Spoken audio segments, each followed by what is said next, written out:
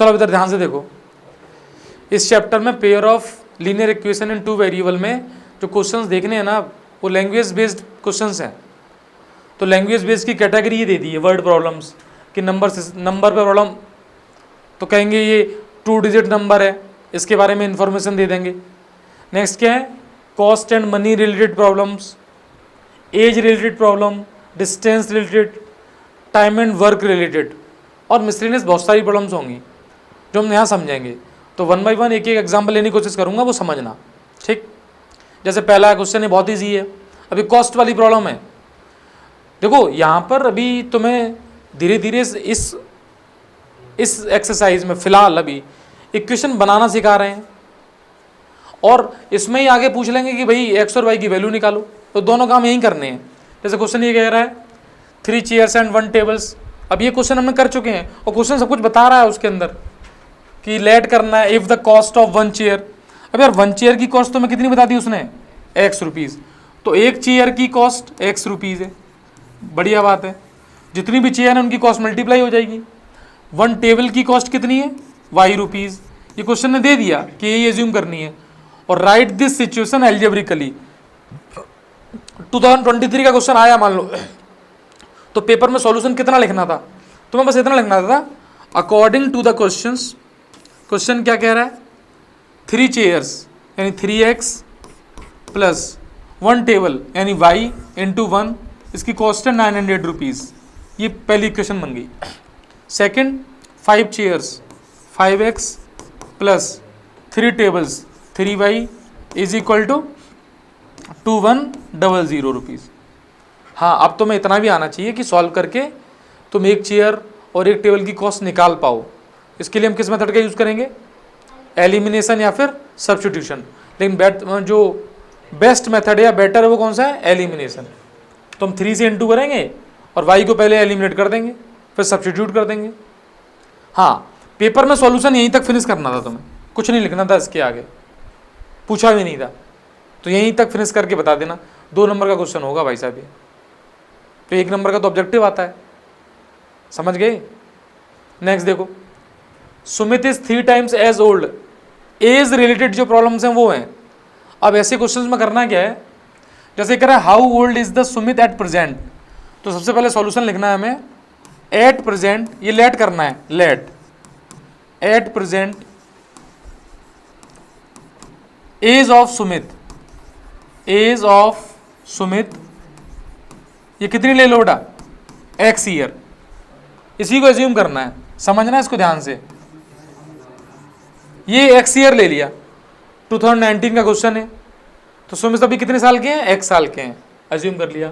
अब सुनो, अब क्या कहना चाह रहा है, Sumit is 3 times as old as his son, ये बात प्रेजेंट में चल रही है, तो प्रेजेंट में सुमित है और उसका सन है। अच्छा, सन की एज के बारे में कुछ नहीं कह रहा है फिलहाल वो, तो मान भी सकते हो सन की एज y है ना, तो लिख लो at present age of son, age of son is equal to y year, ये मैंने एज्यूम कर लिया। अब क्वेश्चन क्या कह रहा है, क्वेश्चन के अकॉर्डिंग देखो,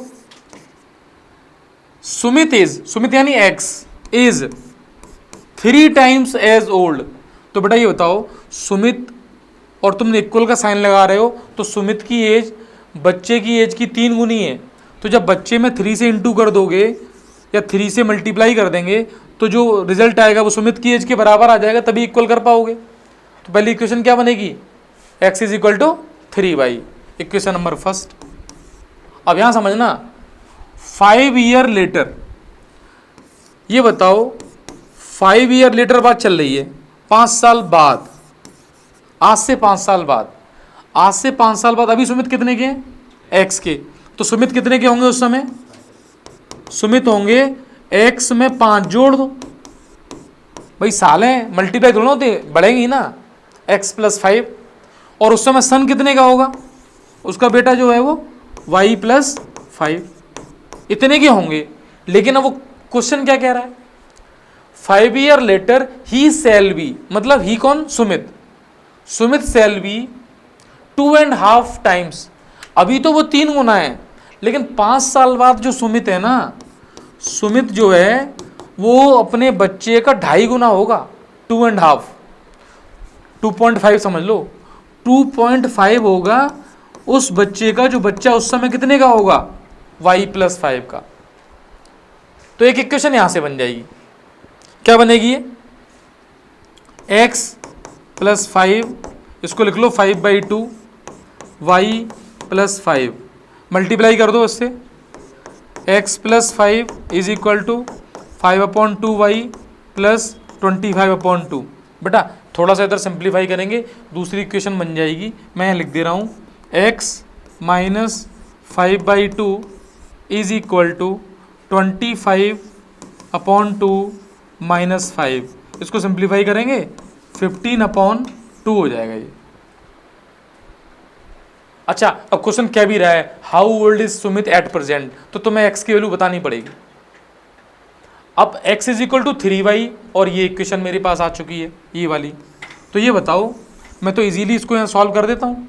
x की वैल्यू कितनी रख दूँ, 3y, इतनी कैलकुलेशन करने में क्या जा रहा है मुझे, तो मैंने मान लो यहाँ लिख दिया 3y - 5y/2 is equal to 15/2। बोलो एलसीएम कितना होगा यहाँ पे, 2। अच्छा एक बात है, हालांकि हो सकता है अपनी क्लास में सारे बच्चे सॉल्व कर लेते हो, लेकिन ये पोर्शन सॉल्व करना आना चाहिए यार। तो ये हो जाएगा 2 3 6, 6 - 5 1, तो y/2 की वैल्यू आएगी 15/2, तो 2 से 2 cancel, y is equal to 15 आ गया, यानी जो बच्चा है अभी वो 15 ईयर का है। तो सुमित कितने के हैं, 15 × 3 45 ईयर के सुमित हो जाएंगे। तो x का आंसर आएगा 15 × 3 यानी 45 ईयर। 45 ईयर ये सुमित हैं। अभी आराम से नोट भी करना है, एक बार मैं समझा रहा हूँ तो पहले देख लो, तुम्हें जो लगता होगा उसको नोट भी करना है, बल्कि सबको ही नोट करना है। बात समझ में आई। तो हमने लीनियर इक्वेशन से सॉल्व किया और वेरिएबल कितने रखे, 2, एक x एक y है, ऐसे जैसे पिछला क्वेश्चन था सेम। ये एज वाली प्रॉब्लम हो गई। अब देखना नेक्स्ट, अभी नोट करने टाइम दे रहा हूं मैं। 2 डिजिट नंबर, अच्छा इन्हीं क्वेश्चंस के लिए मैंने बताया था कि 2 डिजिट नंबर कैसे लेते हैं। तो हमेशा याद रखना 2 डिजिट नंबर लेने के लिए 10x + y, यानी जो y है वो यूनिट प्लेस की डिजिट है, जो x है वो 10th प्लेस की डिजिट है, तब लेंगे 10x + y। रटना नहीं है, कोई 10y + x ले ले तो समझ जाना x यूनिट प्लेस पर है, y 10th प्लेस पर है, डिजिट्स जो है। मैं समझाया अभी तक क्यों ऐसे लेते हैं, क्योंकि जैसे मान लो अपने पास नंबर 29 है, तो यूनिट प्लेस पर डिजिट कितनी है, 9, और 10th प्लेस पर कितनी है, 2। अब इस नंबर को लिखना है तो 10th प्लेस की डिजिट पर 10 का इंटू कर दो, प्लस यूनिट प्लेस पर 1 का इंटू कर दो, तो 10x या 10 × 2, तो 10x + y, और सॉल्व करो 29 बन जाएगा ये। वैसे ही नंबर ये लिया जाता है, यानी जैसे इस नंबर ये xy की फीलिंग आ रही है तो ये नंबर xy टाइप का बन जाएगा, xy ऐसा नंबर होगा। अब क्वेश्चन क्या कह रहा है, 2 डिजिट नंबर, यानी ये इस नंबर की बात चल रही है, तो अकॉर्डिंग टू द क्वेश्चन इस नंबर के लिए क्या कह रहा है, इज 4 टाइम्स, तो इसकी जगह इक्वल लगा दिया, 4 times the sum of digit. तो इसमें डिजिट क्या थी, x, y, ये लिख लिया करो कि क्वेश्चन यदि ये 2 डिजिट नंबर है, this is the 2 digit number, और इसकी डिजिट्स हैं x, y, तो डिजिट का सम, तो डिजिट का सम क्या होगा बेटा, x + y। इसको सिंप्लीफाई कर लेते हैं, 10x + y is equal to 4x + 4y। अब ये ट्रांसफर कर लो, 4x इधर आएगा तो क्या हो जाएगा, माइनस, तो कितने बचेंगे, 6x, और y उधर जाएगा तो 3y, तो 2x is equal to y। ये इक्वेशन नंबर फर्स्ट बन गई, या 2x - y = 0। फिर क्या कह रहा है, it is also equal to, यानी डिजिट के लिए एक रिलेशन और दे दिया, एक से आंसर वैसे भी नहीं निकलता, इंफॉर्मेशन 2 ही दी जाएंगी क्योंकि x और y 2 वेरिएबल हैं। फिर क्या कह रहे हैं, it is also equal to 3 times किसका, इन दोनों का प्रोडक्ट, तो प्रोडक्ट रख दिया। तुम चाहो अब तुम्हें नंबर फाइंड करना है तो y की वैल्यू 2x है, यहाँ रख दो y की वैल्यू 2x और उसको सॉल्व कर लो। ये 2 इक्वेशन एक तरीके से, तो y को 2x रखेंगे, 10x 2x 3x into 2x, Y को क्या रख दिया 2x इसके अकॉर्डिंग। अब ये कितने x हो गए 12x, 3x और 2x। अब एक x से एक x कैंसिल हो गया, यहाँ से देखो x की वैल्यू आ गई, x की वैल्यू कितनी आ गई 2, x के लिए 2 को यहाँ रख दो, y की वैल्यू कितनी आ जाएगी 4। तो नंबर तुमसे पूछा जा रहा है फाइंड द नंबर, नंबर है 10x प्लस वाई, ये नंबर है। तो y कितना है 4 और x कितना है 2, तो यहाँ रखोगे 20 प्लस 4, नंबर कितना आ गया 24। ये नंबर 24 की बातें चल रही हैं सारी कि 24 इस कैटेगरी का नंबर है। तुम देख लो अब 24 इसी कैटेगरी का नंबर है कि डिजिट के सम का वो कितना टाइम्स है 4 टाइम्स, क्योंकि डिजिट का सम कितना होगा 6 का 4 टाइम हो जाएगा। और डिजिट के प्रोडक्ट का, तो डिजिट क्या है 2 और 4, तो प्रोडक्ट कितना हुआ 8 का 3 टाइम्स। बात समझ में आई? पहले भी शायद हो चुके थे ये क्वेश्चंस, ठीक है। इस क्वेश्चन को एक बार पहले अपने आप करो, कर पाओगे? एनसीईआरटी एग्जामिनर का क्वेश्चन है। अब एक साथ चलो नोट करना भी, समझ लो। The angle of a triangle x y and 40 degree है। भाई साहब ट्राइंगल की इंफॉर्मेशन हमें होनी चाहिए कि ट्राइंगल के तीनों एंगल का सम 180 होता है। तो पहली इक्वेशन वहीं से बन जाएगी कि x plus y plus 40 is equal to 180। इसको सिंप्लीफाई कर लेंगे, इक्वेशन आ जाएगी x plus y is equal to 140, equation number first. अब सुनना आगे, difference between the two angles x and y, ये भी दे दिया। तो भाई साहब उसने कुल मिला के ऐसी सिचुएशन क्रिएट की कि लीनियर इक्वेशन बन गई। अब ऐसा क्वेश्चन में क्या है, ऐड कर दो दोनों को, जैसे ऐड करोगे y से y कैंसिल हो जाएगा, तो 2x इज इक्वल टू कितना हो जाएगा 170, तो x की वैल्यू आ जाएगी 170/2, तो कितनी आ गई है 85। अब 85 कहीं भी रख दो, y की वैल्यू आ जाएगी, यहाँ रख दो x plus y is equal to 140। अब x की वैल्यू कितनी है 85 plus y is equal to 140, तो y की वैल्यू आ जाएगी 140 माइनस 85, कितना आएगा ये 140 माइनस 85 55। ये कैलकुलेशन तो करो यार, 55 आ जाएगा। तो एंगल हो गए 85, 55 और 40, तो ट्रायंगल के एंगल निकल के आ गए। लिख सकते हो इस बात को साथ साथ, समझ में आ गया तो अच्छी बात है। देखो क्वेश्चन को पहले पढ़ो, पढ़ के सोचो कि हम पेयर ऑफ लीनियर इक्वेशन का यूज कैसे कर सकते हैं। क्वेश्चन क्या कह रहा है, in a competitive examination 1 mark is awarded for each correct answer. सही नंबर पे तो मिल रहा है कितना नंबर 1, यदि क्वेश्चन सही है तो 1 नंबर मिल गया, और यदि क्वेश्चन गलत हो गया तो आधा नंबर कट गया, कट भी गया आधा number. Half mark is detected for every wrong answer. Last line को देखा करो बेटा, समझना, how many questions did she answered correctly, यहीं से तुम लिखा करो let she answered x question correctly, let she answered answer x questions correctly.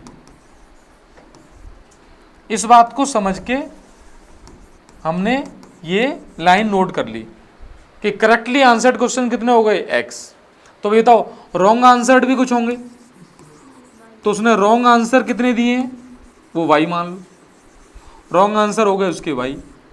अब टोटल क्वेश्चन कितने हैं, टोटल क्वेश्चन है 120। तो भाई साहब टोटल क्वेश्चन यही तो बनेंगे x प्लस वाई, तो x plus y is equal to 120। ये बात समझ में आ गई। अब इधर देखो, क्योंकि x सही किए y गलत किए तो टोटल 120 हो गए। अब नंबर की बात आ रही है, अब नंबर मिल रहे हैं, हर एक सही क्वेश्चन के लिए उसको 1 नंबर दे रहे हैं, तो 10 सही होते कितने नंबर मिलते 10, 20 सही होते 20, सही कितने x, तो कितने नंबर मिले होंगे x, क्योंकि हर एक सही क्वेश्चन के लिए उसको x नंबर 1 नंबर मिल रहा है। तो नंबर की हिसाब से यदि इक्वेशन बनाएंगे तो x नंबर तो उसको मिल चुके हैं। अब कुछ नंबर कटे हैं, हर एक क्वेश्चन पे एक पे आधा नंबर कटा है। जब 10 किए होते ना उसने तो 5 नंबर कट गए होते, तो 10 इंटू 1/2 इतने कट जाते, माइनस हो जाते नंबर इसमें से। तो एक तो ये समझना है कि नंबर माइनस हो रहे हैं, तो माइनस का साइन लगाओ। कितने 1/2, 1/2 किसका, रॉन्ग आंसर्स के, तो रॉन्ग आंसर्स का 1/2 कट रहा है, इज इक्वल टू 90। ये नंबर उसके 90 आ रहे हैं, तो एक इक्वेशन ये बनी, एक ये बनी है, दोनों को सॉल्व कर लो। हाँ हाँ ठीक, प्लस है माइनस है बीच में, हाँ तो माइनस कर लो, तो ये नंबर कट रहा है ना भाई साहब। हाँ जोड़ेंगे नहीं ना। अब देखो x minus y upon 2 is equal to 90। अब इसको सॉल्व करने का सबसे अच्छा तरीका जो एलिमिनेशन है वही है, क्योंकि सब्ट्रैक्ट करते ही क्या होगा, ये x कैंसिल हो जाएगा और ये आएगा 3y/2, और 120 और 90 ऐड करके कितने होते हैं, 210। अब ये ऐड हो रहा है ना, अरे सब्ट्रैक्ट हो रहा है सॉरी, तो 120 में से 90 गए तो 30। अब y से कैंसिल हो, मतलब 3 से 10 टाइम्स, तो y की वैल्यू 20 आ गई। 20 उसके क्वेश्चंस कैसे हो गए रॉन्ग। टोटल कितने थे, उसने 100 सही किए हैं, 120 में से 100 सही किए हैं, 20 गलत किए हैं, तो x की वैल्यू कितनी आएगी, 100। तो भाई साहब इस बच्चे ने, जयंती ने, तब इसके 90 नंबर आए हैं। इसलिए कहते हैं कि नेगेटिव मार्किंग जो है वो अपने आए हुए नंबर गलत करवा देती है। 100 नंबर का तो उसको आने चाहिए थे, तुक्के लगाए उसने 20, या जो कुछ भी हुआ हो, 20 क्वेश्चन गलत कर दिए, तो 10 नंबर कट गए, तो 90 में से 10, वो 100 में से 10 गए, 90 मार्क्स आ रहे हैं उसके। तो बिल्कुल सेट क्वेश्चन हो गया ये, कि उसके 90 मार्क्स मिले और 120 क्वेश्चन उसने अटेम्प्ट किए। तो रिजल्ट क्या निकला, नेगेटिव मार्किंग में हम कोशिश करें सही सही क्वेश्चंस करने, नहीं तो ऐसा ही होगा। और वैसे 10 नंबर पे मेरिट लिस्ट जो बनती है ना, उसमें तुम्हारी रैंक कहाँ पहुँचेगी पता नहीं चलेगा, पॉपुलेशन बहुत है इंडिया में, समझ गए। पॉल्यूशन और पॉपुलेशन दोनों ही बहुत हैं।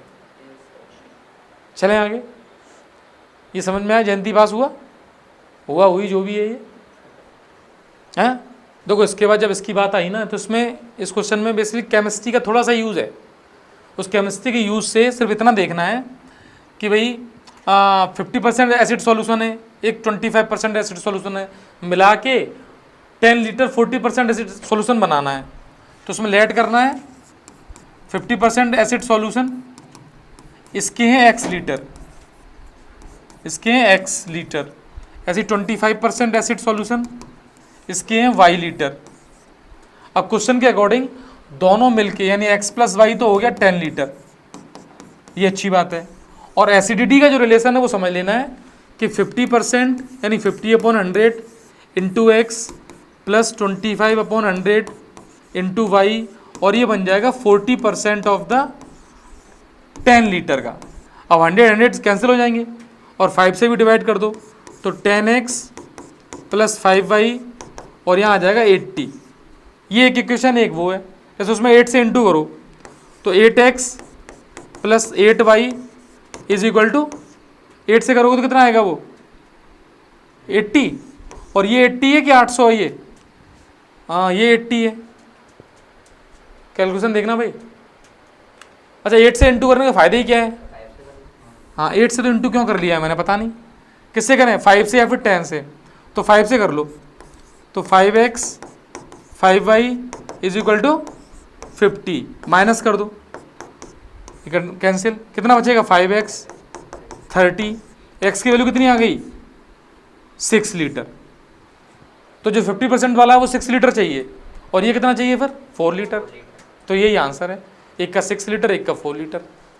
अच्छा तो केमिस्ट्री का यूज़ कितना सा है एक्चुअली। देखो ये क्वेश्चन नया क्यों है, क्यों सीबीएसई ने दे दिया 24 में, ये इक्वेशन नहीं बनेगी तुमसे, मतलब ये पढ़ी नहीं होती है, कुल मिला केमिस्ट्री से निकल के आई है कि x लीटर ऑफ दिस %, तो तुम्हें क्या करना है उसकी परसेंट एसिडिटी में उसकी लीटर से इंटू करना है, ये चीज़ याद कर लो दिमाग में। अच्छा एक बात और है, जब तुम क्वेश्चन अपने आप लगाने बैठोगे तो पता है x plus y is equal to 10 में भी सोचना पड़ेगा, भाई अभी तो सॉल्यूशन देख रहे हो तो समझ में आ रहा है कि अच्छा अच्छा ऐसे कर देते हैं। तो x प्लस वाई दोनों लीटर मिलके कितने बने, 10 लीटर, उस पर भी ध्यान देना है। बात आ रही है समझ में, क्या आ रही है? हाँ, और क्या करने हैं, नोट्स बनाने हैं। और देखो ये होगी बंद, इसका मतलब